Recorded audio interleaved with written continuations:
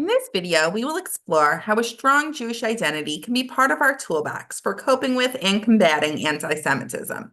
Jewish identity, whether it's the most prominent part of your identity or the least prominent part, whether you choose to amplify it in some contexts or de-emphasize it in others, is what allows us to feel partnership and group belonging with other Jews.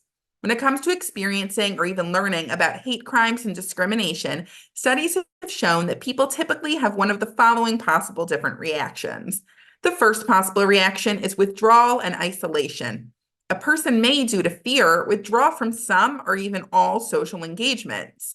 They may invest in or even become obsessed with safety measures. They may diminish their social circles and become wary of many relationships. This is the most damaging to a person's identity, as they sever ties with their communities in an effort to feel safe. Another coping mechanism is limiting the expression of one's identity. In a Jewish context, this might mean taking off a kippah or a Jewish star necklace, or going by a different name to avoid calling attention to oneself.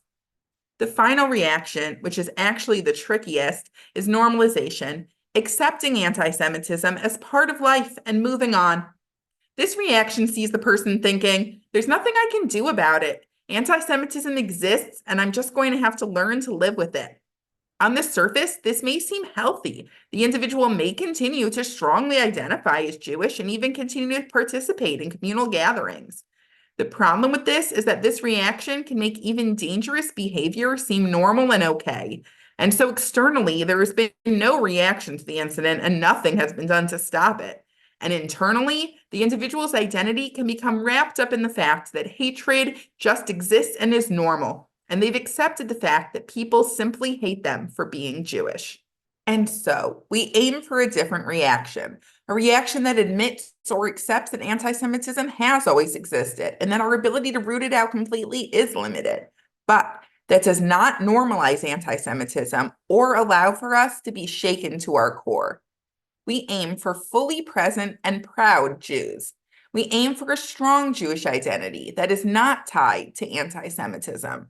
We aim to meaningfully and intentionally work to bolster Jewish pride so that when our students are exposed to or experience anti-Semitism, they may be sad, scared, or angry. These reactions are, of course, natural.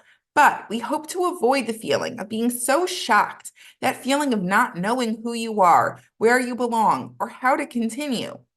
A strong sense of Jewish pride is shown to bolster Jewish identity, as well as resilience against anti-Semitism.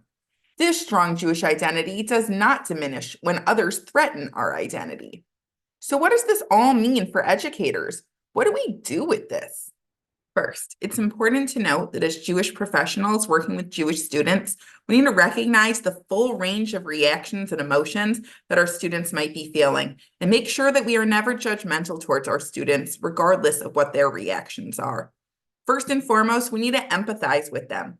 Rather than redirecting or suggesting a better possible reaction, we should first simply say, that sounds like it was really hard, and you did the best that you could in that moment. Second, we need to give our students time and space to reflect on and solidify their own Jewish identities. Inviting students to reflect on, talk about, or even journal about their Jewish identities rather than shying away from these topics can be transformative. Try some prompts like, what's the most important part about your identity and why? Or where does Judaism fall within your identity and why? And third, find natural moments within your curriculum to highlight Jewish identity and pride. There are likely opportunities already built into what you are teaching to double down on these moments and make the connections even stronger for your students. Teaching toward Jewish pride should always be intentional and not just a byproduct of our lessons. For example, if you're teaching about tefillah, highlight Jewish values from tefillah, like oseh shalom, striving for peace, or stories about Shema and Jewish resistance. Teaching holidays, talk about different customs and Jewish multiculturalism and inclusion. Teaching history or Torah stories, highlight Jewish leaders, heroes, and accomplishments. Our rich tradition is full of points of pride. Being deliberate about what we teach can help build and strengthen Jewish pride within our students. A Jewish identity that is comprised of Jewish pride, Jewish experiences, and group belonging is so much stronger and will provide so much more resilience for our students than a Jewish identity that emerges as a response to hate.